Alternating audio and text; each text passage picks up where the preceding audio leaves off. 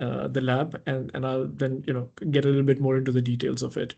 Let me know if you don't hear the sound, although I think I did enable it.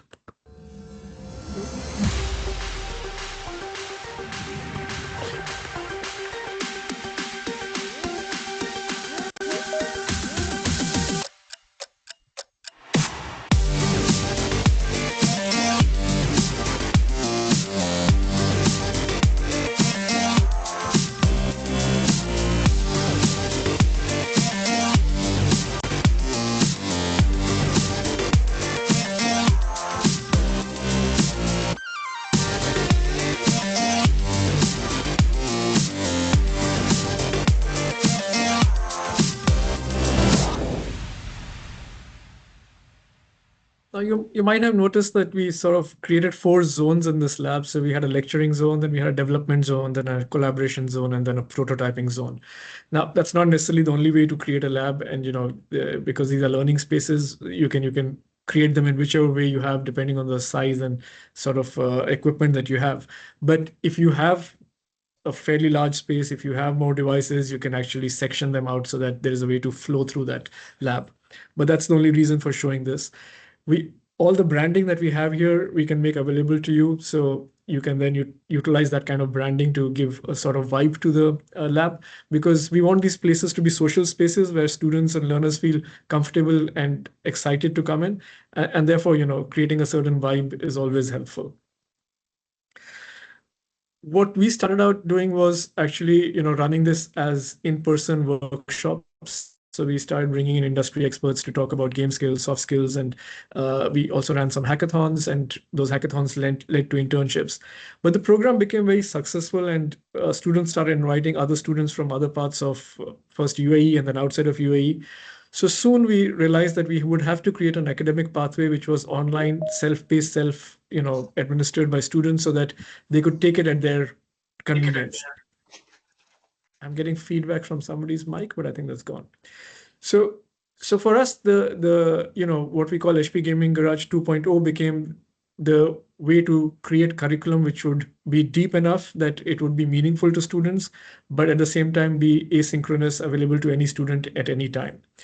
And we decided initially to focus on 3 tracks: esports management, game design, and game programming. And now we've added a 4th track on generative AI. The reason to do that is because, like I said, once you can manage the business environment of esports, you can actually take those transferable skills to other parts of businesses. But even within esports, we went fairly deep, right? So we actually introduced students to first the technology and the platforms. Then not everybody becomes a pro gamer. So how can you take on roles which are beyond that?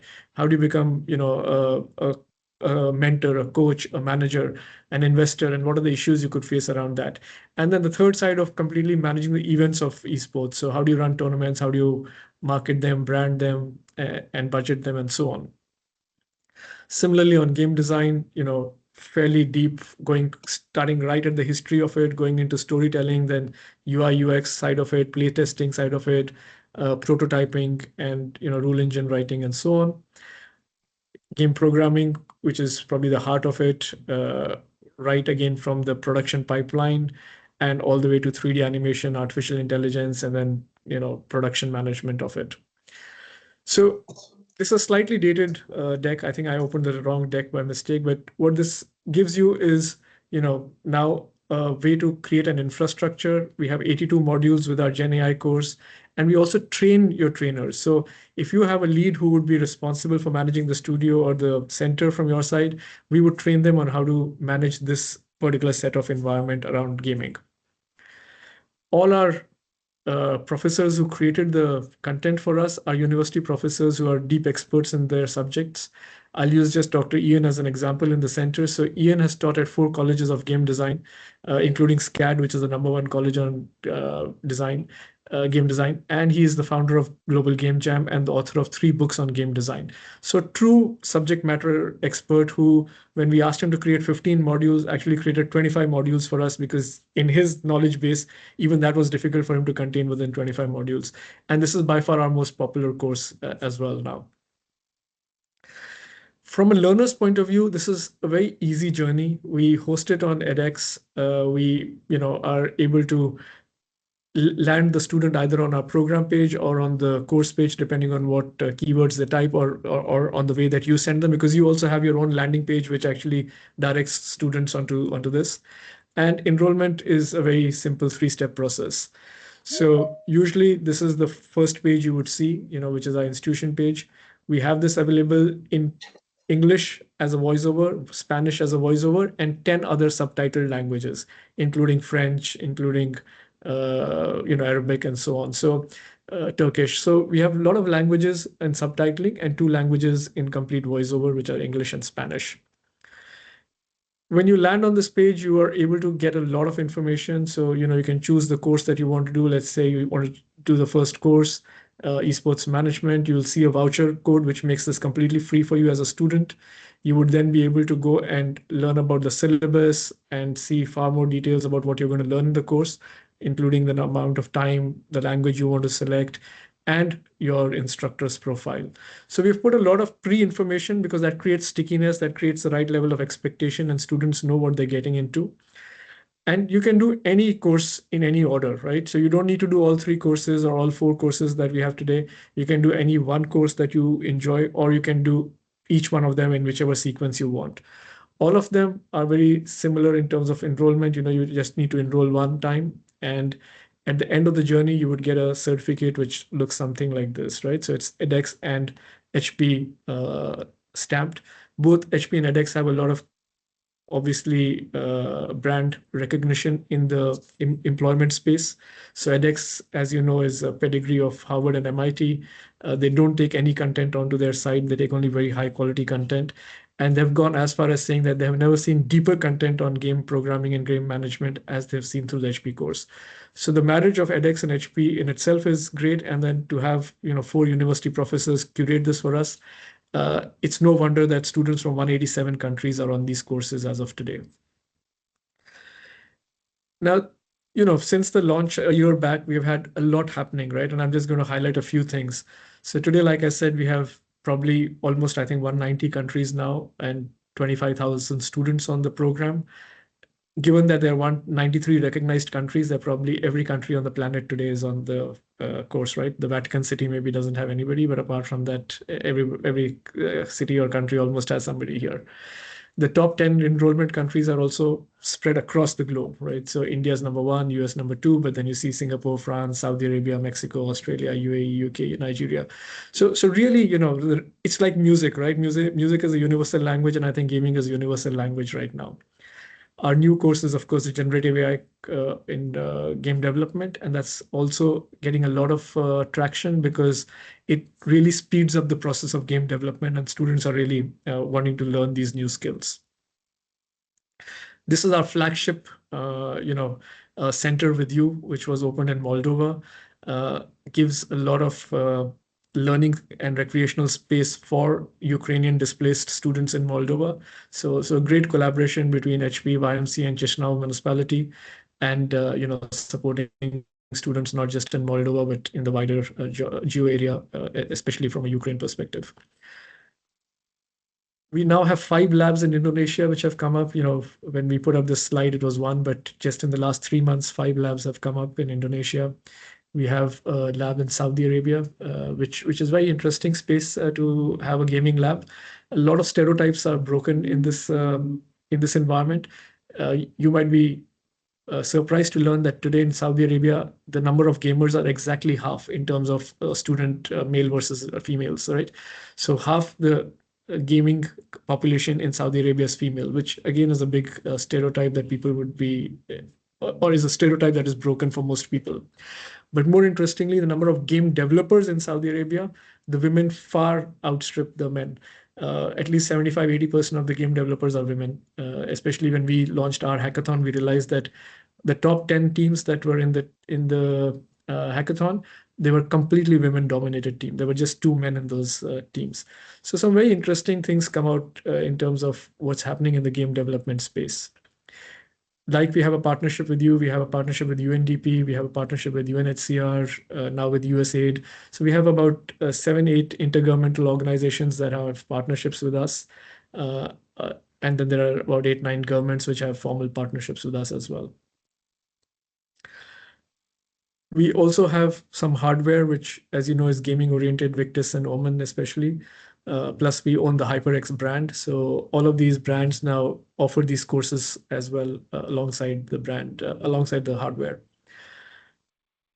From Indonesia to Brazil to everywhere in the middle, we have events which are going on, which are highlighting these courses for students and learners everywhere across the globe. Like I said, we have now partnerships with, intergovernmental organizations, with governmental organizations, plus with independent NGOs like Sasha or independent education bodies like GEMS. So the resonance of this program is across a variety of educational stakeholders. We also have micro degree credential status now in one country, which is Saudi Arabia. And Saudi Arabia is probably the country which is most focused on game development because the country has a national strategy by 2030 to have X number of games being produced and, so many game development job opportunities. But more interestingly, they're also hosting the esports Olympics for the next 12 years, starting out in 2025. So big impetus in the country on game development, and we actually enjoy micro degree credential status now for these courses, which means that a student taking these courses gets academic points against an undergraduate degree. So that's the level of depth these courses have. Uh, Once a country has a relative size and number of students that are already taking the courses, we then start running hackathons there, which allow students to show application of their learning and then, obviously get opportunities in studios and so on. So in Saudi Arabia, South Africa is live right now. Ivory Coast just finished. So we have been running these, across the globe.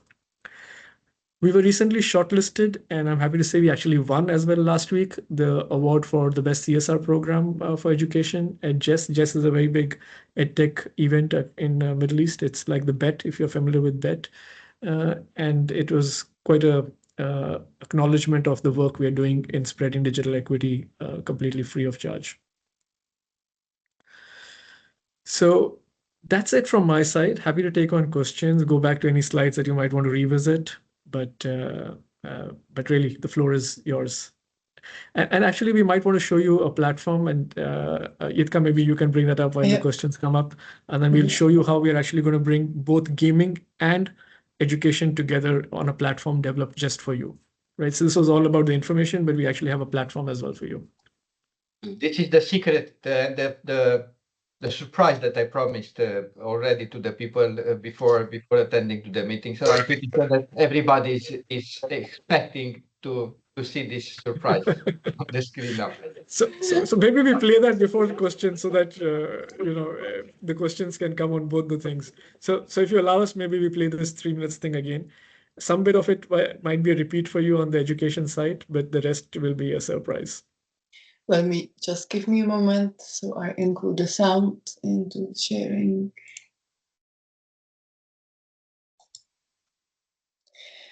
So I will not make any introduction. I will just let you to absorb what we try to do, and then we can talk about the concept itself. So please give me a nod in case you don't hear the sound. I hope everything will be running all right.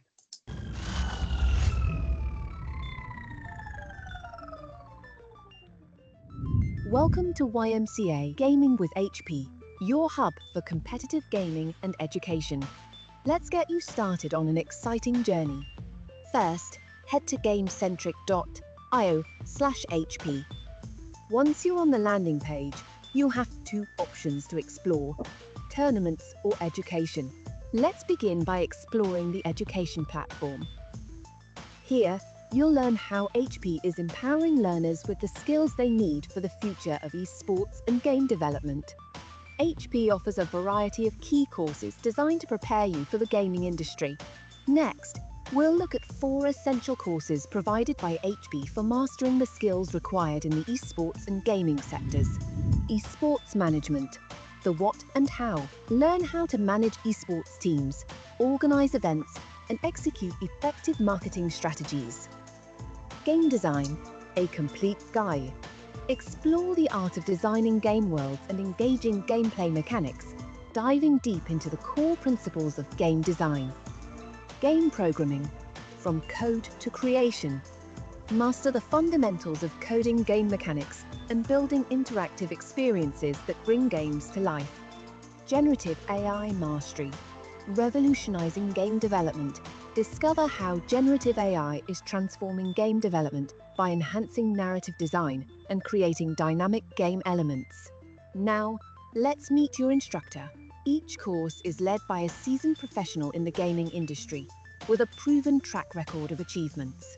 Explore their professional background, key accomplishments, and industry experience that will guide you through the learning process. Ready to get started? Head over to the enrollment page where you can fill in your details to sign up for your desired course. Upon completing your course, you'll receive a certificate that recognizes your achievement and boosts your professional credentials in the gaming industry. Now, we'll select the Challenges option to dive into the competitive gaming platform. On the Challenges page, you'll find everything you need: arena cards, challenge list, education, and the leaderboard. To join the action, start by clicking Login and registering as a new user. Fill in your details, complete the sign-up process, and you're in. Next, choose a challenge from the available options. Finalize your registration by clicking Register, selecting Join Challenge. You've successfully registered and joined the challenge. Start playing. And your game stats will be automatically recorded on the leaderboard. So, what's exciting about this is that you now allow students or learners or youth to really experience both sides, right? The recreation side as well as the education side. So infotainment at its best. And this platform is already ready for you to use, anybody. I mean, we need to release it. It's in beta mode, but once we release it, anybody can use it. And the leaderboard basically allows learners to, really play against each other in the YMCA environment. So centers can compete against centers, students can compete against students. And then let's say you're number one on the leaderboard, you would get X dollars every fortnight, right, as prize money or HyperX giveaways and so on. So there would be an attraction to play and win. And then there is the education side where you can actually start developing your skills on actual game development and game programming. So it opens both doors, and I think it's super exciting. So great to hear your feedback. Marius, go for it. I have a question, or I have more than one question. More or less, I know the answer, but I think it would be very useful for the rest of the people to hear. So, from my understanding, the gaming garage as a whole concept, it touches two categories of beneficiaries, right? Which the first one would be the staff or the facilitators in the hub for their education and for everything related with their next delivery to the beneficiary. So the second component is for the beneficiary and beneficiaries, right? Is there any age recommendation for the beneficiaries? So today we have learners from the age of 12 all the way till 60 years old on the courses, right? Students who are just in school to PhD students who are already in proper job environments. So really there's no age barrier as such. The sweet spot is between 16 and 25. That's where I think we see the biggest population of people on our site. But otherwise, no, there is no real age restriction. Okay. So I will continue with all my questions that I have on the paper, and for that, after that, I clean the second. This is not really a question, but it's an observation for everybody who is here from our side. You've seen beautiful pictures from different gaming garage setups, yes? So of course, they are on a very high standard, and I'm pretty sure that you are thinking that, well, in my case, it might be complicated to set up something like that. I would say, and please correct me, Mayank, if I'm wrong, that the beginning is very important. So you doesn't need to have 5 screens and 55 computers and some special chairs for gaming and so on, so on. I think this will come while while playing the game, right? Yeah, absolutely. So I think, for example, in India, we are equipping 10, I mean, two centers, and they have just 10 laptops. That's it, right? And we have put on two walls two brandings of HP Gaming Garage. That's it. So, it's a simple setup, 10 laptops. There are two walls which we could brand, and we have given the design to the center, and they're designing it. This is a different NGO that we're working with. So as simple as that.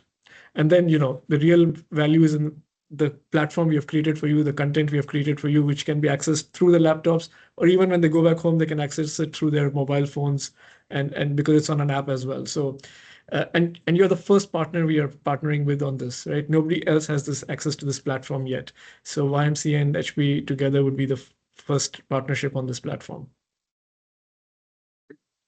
Good. Then, can we count on you and your team with helping us if will be the case with the branding side? And I mean, designing the things, because it needs Yeah. to be in line with the HP branding, and we worked already together in this case, in case of Moldova, for example.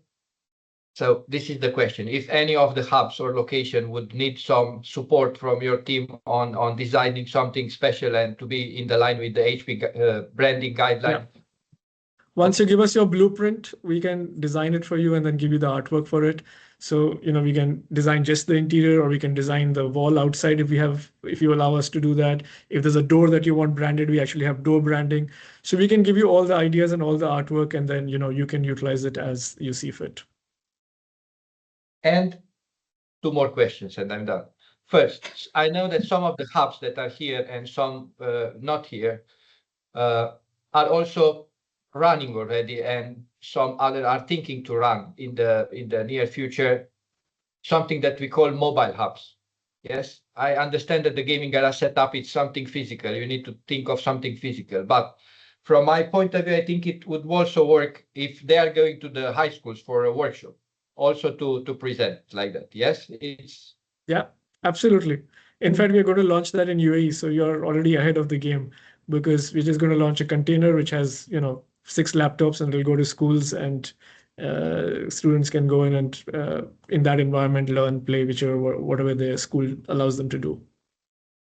And last is related with the gaming platform, because there I know from our previous conversation will be prizes for the beneficiaries who are registering and playing any competitions. If you can say a few words about the structure of the prizes, so the people would know from the very beginning what to expect from this. Yeah. So the prizes have to come from your sort of budget kitty, and they don't need to be very big, right? So you can decide what makes sense. If it is, every fortnight, because there'll be 6 games, let's say, right? So every game should have a winner at the end of the fortnight. And if the end of the fortnight, let's say Adrian has won, the first spot, then Adrian gets $200, irrespective whether he is playing from Kosovo, or he's playing from Slovakia, or from, Moldova, right? So wherever you enable this, then there should be uniformity of that. You might decide that it is either that or a HyperX giveaway, right? So if you have already got HyperX giveaways as well through the donations, and you want to give the headset to the number 1 winner, and number 2 winner gets the keyboard, and so on, then that's also fine. So I think that's a decision for you to make, but it doesn't need to be, super expensive for you. It can be managed at a very base level. The third person could just get a certificate, for example. So it's all your prerogative, but it needs to be consistent, I think, just because that will ensure more stickiness. I think I'm done. Great questions. I think Adrian had the first question. Great to see you, Adrian. Hey, Mayank, good to speak to you again. So I guess my question is about, I already can see how we could do this here in terms of space and setup and things like that. But maybe you could share a little bit of the experience of the other hubs and how they've operated further on, because quite often the setup is not the difficult thing. It's the ongoing maintenance and maybe the business model around that. And I know that coming from an NGO, and I'm sure you work with others, we don't really want to be grant driven in terms of always relying on we only do something when there's grants available. So how are other gaming garages managing firstly that maintenance cost, because as we all know, tech updates and upgrades and you have to move stuff on, but also stuff also gets, when you're dealing with big numbers, maybe like we are in Kosovo, our tech gets absolutely smashed. And so does the space, but that's just working with young people, I guess. So just from your insights or from the hubs that are up and running, what have been the kind of best business models in terms of them not been relying on grants? So I think a lot of this would probably come from the Hope team on what are the best practices they're managing in terms of operational maintenance and AMC kind of questions. I'm assuming the local HP offices get involved and support that on a pro bono basis, but we can check that and come back to you unless Yitka, you have any insight, which I don't. No. So I think that's a question that we can come back after checking with the Hope team. The other part is the more pedagogy side of how you maintain this, right? So a lot of centers found that running it as a cohort basis makes it very useful. So if you say that, we're going to start the cohort on 1st of December and, you allow students to join in, and then the mentors that we have trained say that, okay, if you've taken the esports design course, you need to finish the first 2 modules in week 1.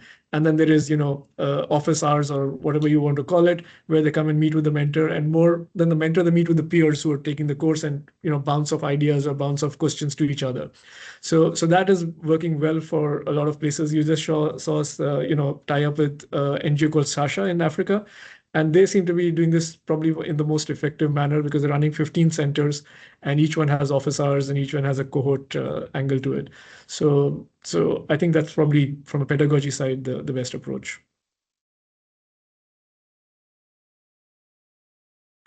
Andy has a question. So Andy, go for it. Yes, thanks. Just a bit of a technical question regarding the hosting of the games. Will that part of the platform be sort of like backlinked to a Steam engine or a third-party platform, or we're going to have like a bit more autonomy and we'll be able to kind of choose whichever games they'll be on the platform, if you know? So we can deliberate with you and then decide on the games that you would like. There'll be a catalog of all the popular games. If there are 30 popular games, of course, we don't put all the 30 games there. I think, keeping 5, 6 is probably the ideal limit. So we can give you our recommendation and you can come back if you say that's fine. If not, then, we agree on what you want included and what you want to be taken out. So that can be done. But once the games are in, then we manage the platform and the whole environment. Mm-hmm. Thank you. Appreciate it. I may have an extra one. Of course. I've seen this week, some posts, your posts related with some gaming competition in Africa, right? Mhm.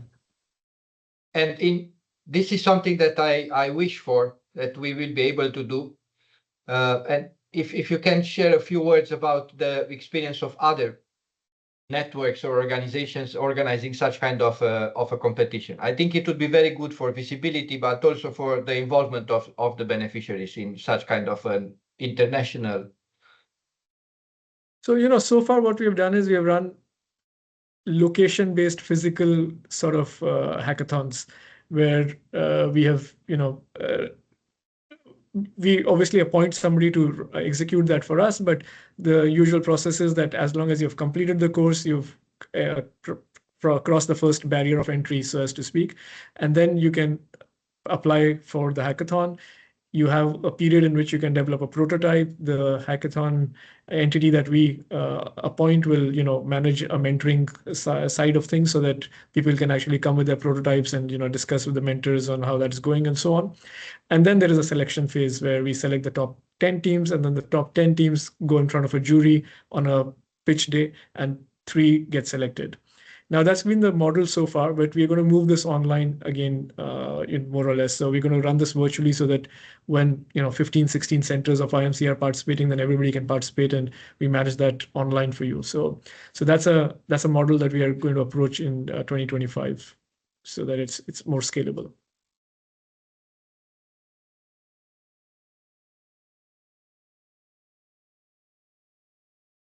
One more quick question, and it's more an NGO related question. So I think we had a look at this. I think you said a year ago. Mario sent us some stuff a year ago, and we had a quick look when it was first coming out. And I think one of the challenges we found is we had a couple of people in our team who were all about this life, and then our further youth team or national team, perhaps we're kind of we're supportive, but we're not really passionate or all in on this. So I guess in terms of like a training of trainers, I'm just thinking of our current team. We could have gaming garage, but it would rely very heavily on one or two people who are passionate about this and kind of see the vision.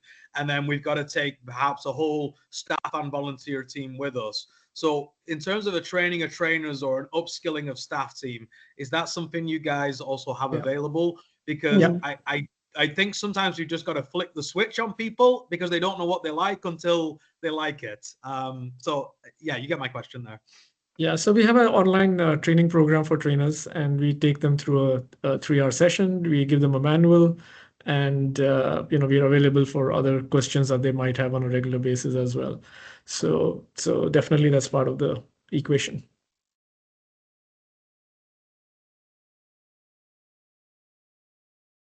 Any other questions or even feedbacks?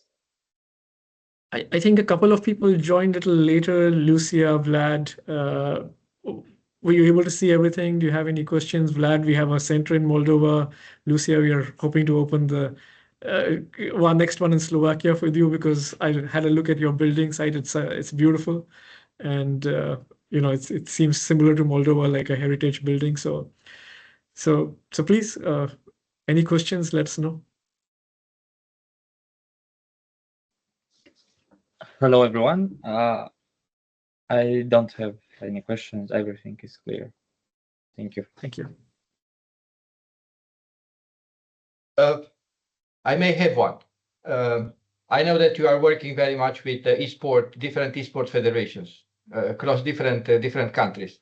If will be the case in some specific locations, and if our hubs would not be able to get in touch with the guys there, is there any chance for you to help us in connecting with them? Absolutely. I mean, I wouldn't know how deep our relationship is in which country, but once we know which country needs support in, then we can start checking and figuring things out. And usually there is an esports federation in every country. I was looking on the Portuguese, and I know we are having Antonio with us. So there is an esports federation in Portugal, which is very active. So probably those might be as well good partners for you, because they are organizing a lot of activities, and they have the knowledge that probably you are seeking for. True, they are everywhere. But look, in case of Moldova, we are trying for more than 1 month, I would say, to get in touch with them, and it's impossible. Yeah, no, I understand your question. Your question is whether we can help create those bridges, right? And that's why I'm careful not to overpromise in the sense, because I don't know how deep our relationships are in which country. So we'll have to check with the local teams where our relationships are deep enough, and there we do that. Right now in Africa, we have brilliant relationships with almost all the esports federation. But in Europe, I need to double check. I know in France we have, but some of the others we need to double check. I think Dorina has a question.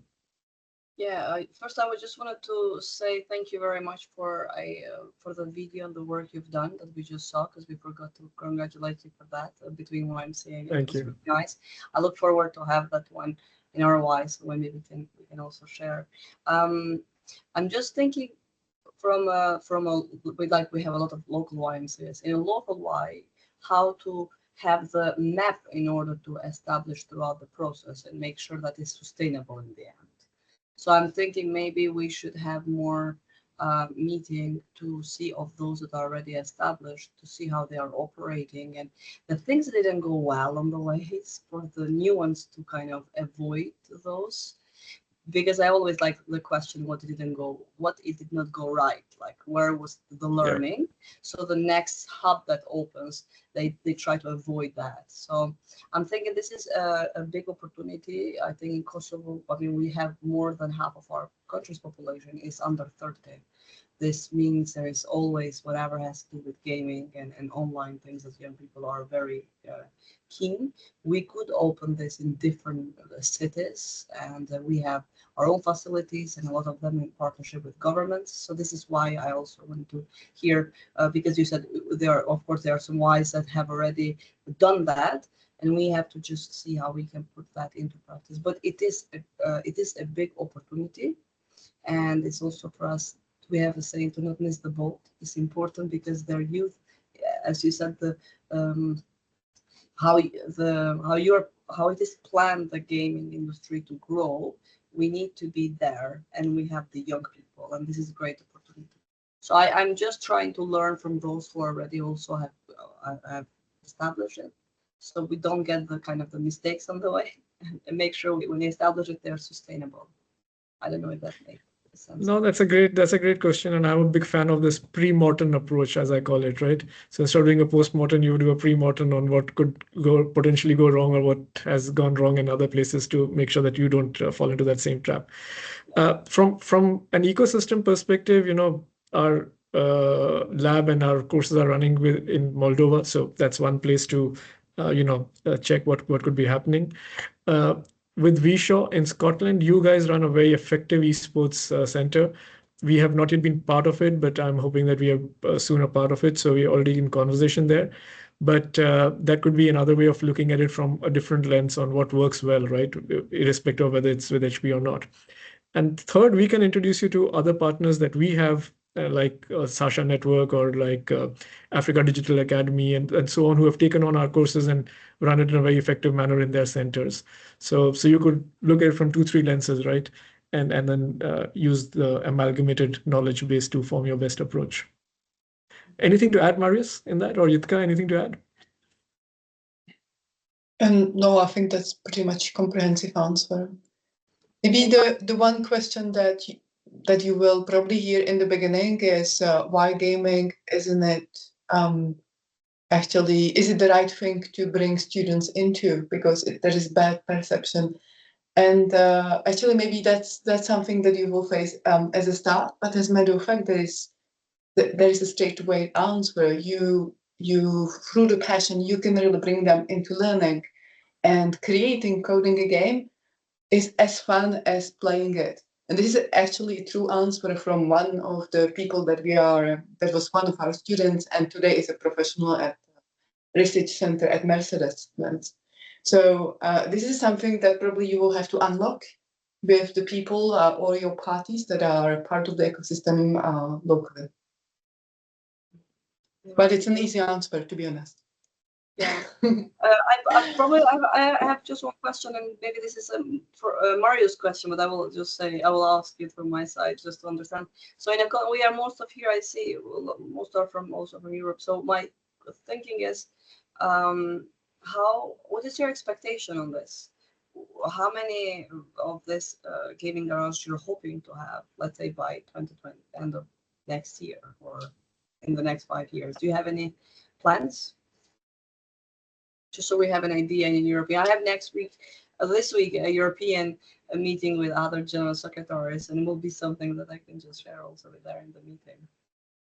So any expectation from you guys? So while Marius mulls this over, because I'm sure he's trying to find the right political answer, I'll give the unpolitical answer maybe to it. So, in today's world, there is a big belief that probably any plan longer than 6 months actually is not in a realistic sense, right? Because you can never really predict the future. So to me, I don't want to put a ring fence to our ambition on this, because when we launched this 1 year back, we never thought students from 190 countries would be on it in a year's time, right? If somebody had asked me what's your goal at that time, I would have probably said 50 countries or something of that sort, right? And that would have sounded ambitious enough. But the real world surprises you. The real world tells you that actually every student in every country wants to take this course. So in Kosovo, why not all the 5 centers? Why not tomorrow the 13 centers that you're going to put up? Every center can be a learning space for the gaming courses.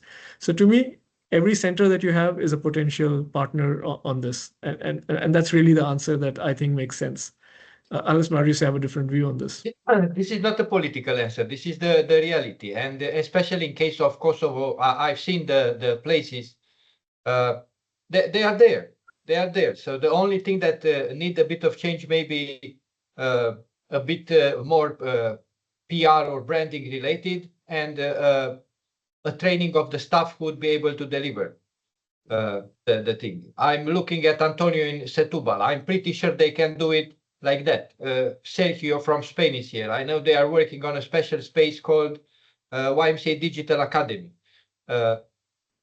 Pretty sure that Sergio and the YMCA Spain team will do something amazing there. Lucia in Bratislava building. I know that they are already working on the room where the hub will be set up, including the gaming garage. Looking at Ukraine, Victoria and Natalia, I'm pretty sure that there are already 3 or 4 locations in Ukraine who do the gaming garage add-on to what they are doing, piece of cake. So it's not something, but maybe I'm not, or I'm too optimistic, because I'm not expecting from any of you to do the perfect gaming garage setup. I know the resources are limited in terms of finances, in terms of budget, in terms of staff, in terms of everything. But we have a big advantage as a YMCA comparing with other organizations. We have more or less minimum across Europe, 30 places that can run a gaming garage activity from tomorrow. Maybe even more. Yeah, even more. So thank you very much. That's welcome. Netherlands is not here. They will set it for sure. Albania, you know very well in Macedonia, for example, their hub. I mean, they are doing more or less something similar, but they are not calling it the gaming garage. So yeah. So since we work in Kosovo, we work with the West Balkan initiatives. Like we have 4 countries that they all have spaces that they can just, as you said, just can start it tomorrow. It's just But this is good. It's exciting. Thank you for sharing. And what I'm thinking, I'm very serious thinking that in 2025 we would be able to organize a in-person meeting in one of the hubs. So maybe we can organize a kind of a small internal competition of which is the best hub delivering gaming and gaming garage, and to find resources to go all there for a couple of days and see how the things are running, and to share from our experiences and see what we can add on our activities. I see Victoria is having a question. Victoria. Yeah, thank you so much. First of all, thank you for a great presentation, very inspiring. And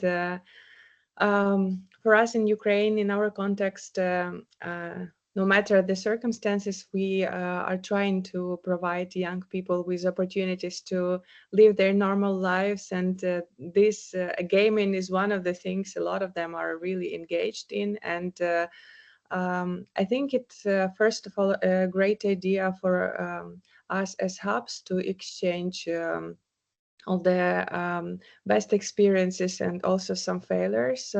And I think that if this platform will all work for the YMCA with the logo on it already, this might be a good idea for all the YMCAs who would like to be engaged in it to also have some joint concept of how we see these gaming garages. It's always nice to bring all our good initiatives under one umbrella, and then maybe even have some competitions between hubs in different countries or whatever, but it will be more organized. And I think it will be really helpful for us to even come up with some manual on how to start a gaming garage in your YMCA, so we can offer it as a presentation to local WISE and they can decide, but they might need more information for that, and we could all together develop something for them. So thank you. My question is about this training for staff. If you could just share a little bit more about this training, what exactly it contains, and what kind of skills or knowledge they will have after they finish this. Just a little bit more. Thank you. I can take on this question. So the train the trainer session is 3 hours altogether.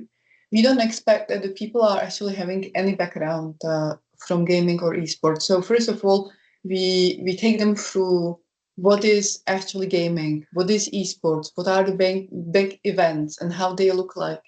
So they first get passionate as well about the topic itself. Then we bring them into the topic of what are the courses, what the students are going to learn, what is the material that we have prepared, a teacher's manual that will help them to as well walk the students through the curriculum, and many other resources that they can look at on blogs, website, where they can learn more. Because 3-hour session is a starting point, but then if they want to really look into topic more in depth, then there are many other resources that they can leverage. So this is the train the trainer session. Are there any specific dates for starting the course, or? Actually, so when it comes to that particular session, I'm doing it on usually about every 2 months. I'm having one that will be scheduled shortly in the second week of December. So I don't have a date yet. I'm just actually looking with our trainer what is the date that will be available. So if you would be interested to join, or anyone from your staff locally, then I will send you send me the names and I will bring them into the invitation. Thank you. Adrian, go for it. No, it probably more of a question for Marius and probably Vlad from Moldova, but I think the stuff that you've produced, just to echo my CEO, is absolutely excellent, and I think it looks great. It looks user-friendly.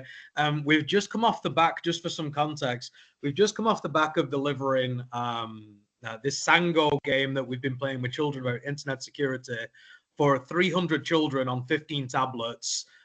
Over like a 6-hour shift in schools, and the feedback that we received from the school and the kids is it's just been absolutely wonderful. These are all children between 9 and 14 years old, and I think one of the things we found was that there was just a hunger for it.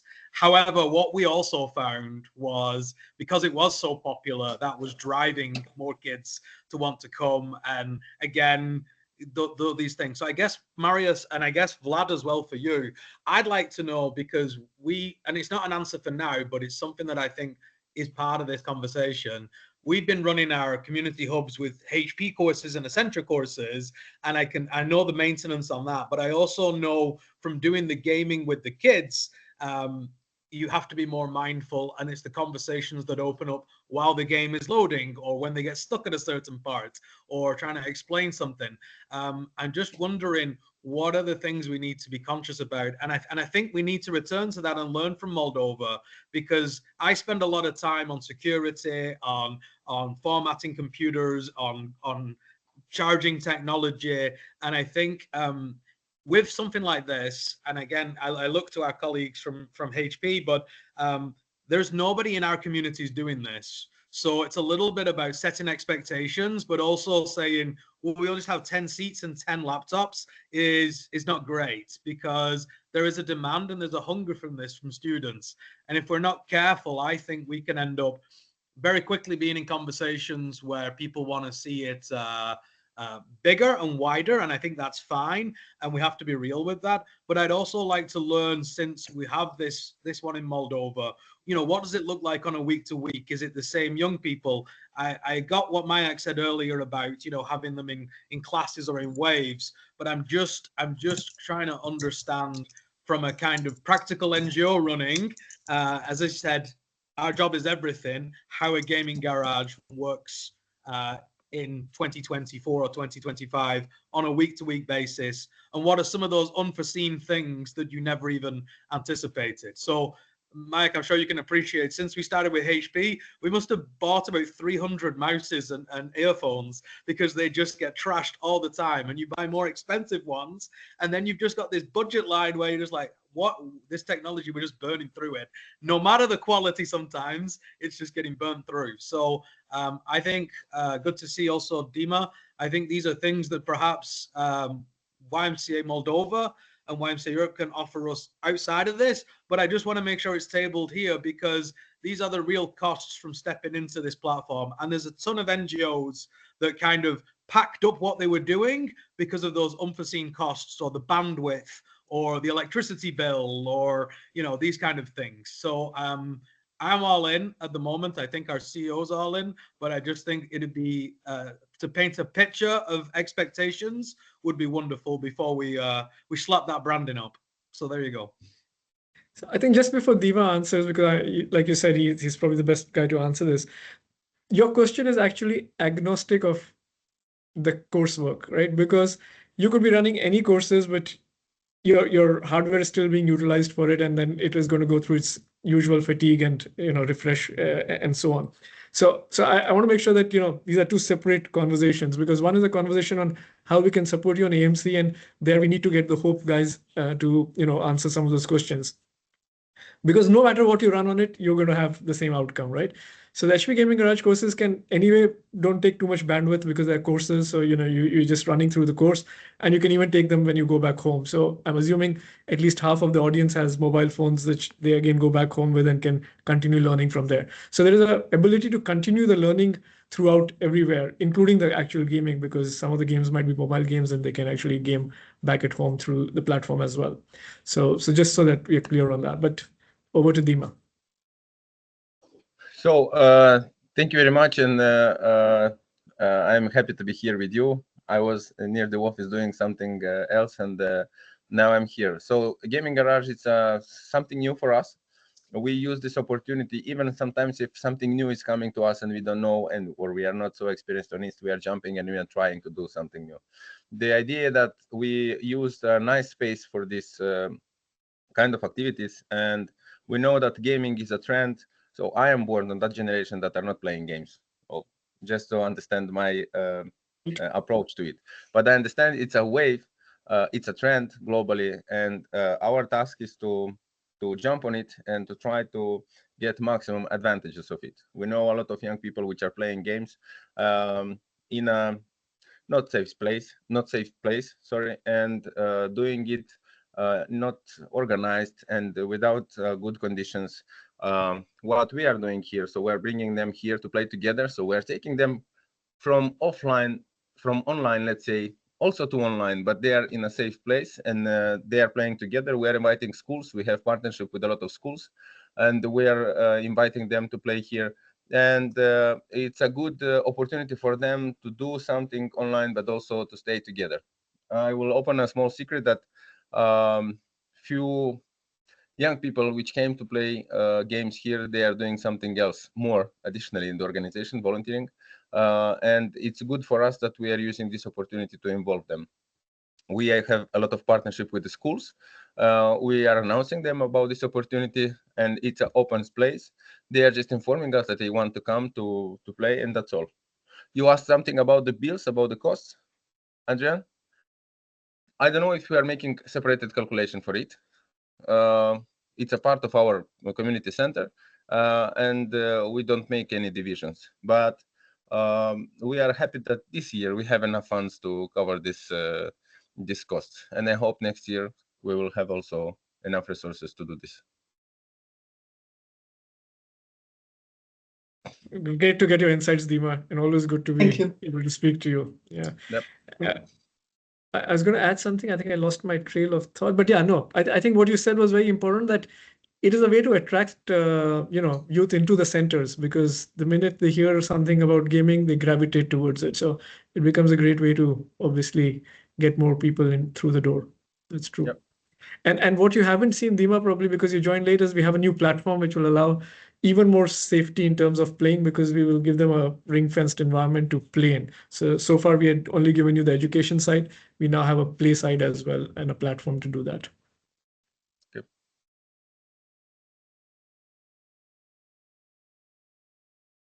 Any other question? Oh, you said any other question? Marius, you don't have a question. I actually have a question for Antonio.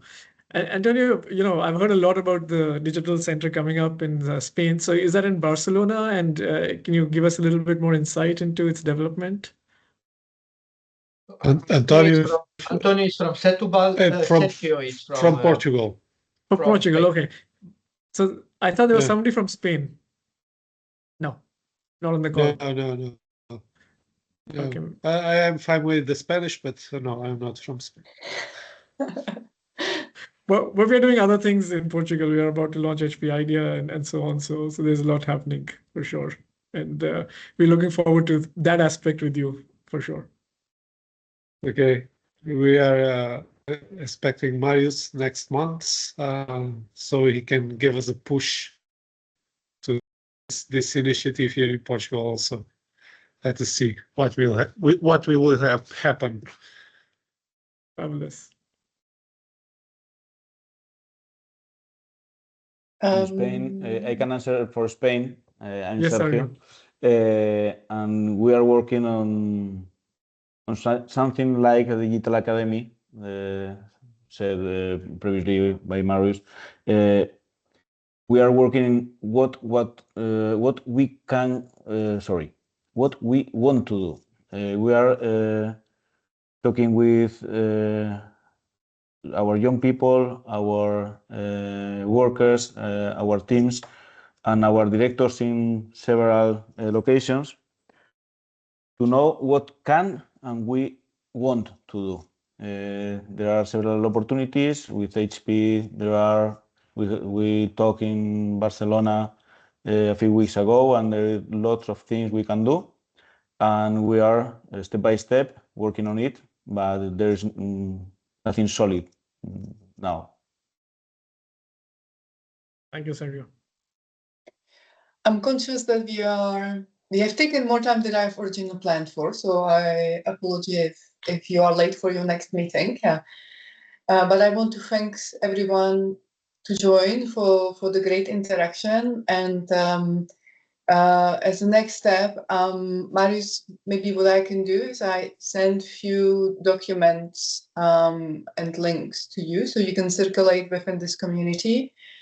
You will find my name, my email address, so feel free to reach out to me in case you have any questions, or to Mayank, of course.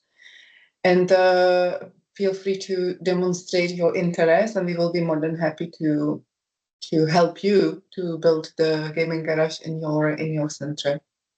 So any follow-up discussions, happy to take it on. Marius, Mayank, anything to add? No, I think this has been an exciting conversation. I'm really looking forward to seeing this live in many centers. I take it as a kind of a personal challenge, because I see the development that the gaming garage concept has in the Middle East and in Africa, and for sure Europe needs to be there on top. It's not right now, but we'll catch up. I'm pretty sure with it. Fabulous. I noted down, Marius, your personal challenge, and I'm looking forward. All right. So thank you once again to all of you, and I wish you have a great rest of the day, and keep in touch. In any case, looking forward to hear from you. Thank you. Bye-bye. Thank you. See you, everybody. Thank you very much. Bye-bye. Thanks. See you.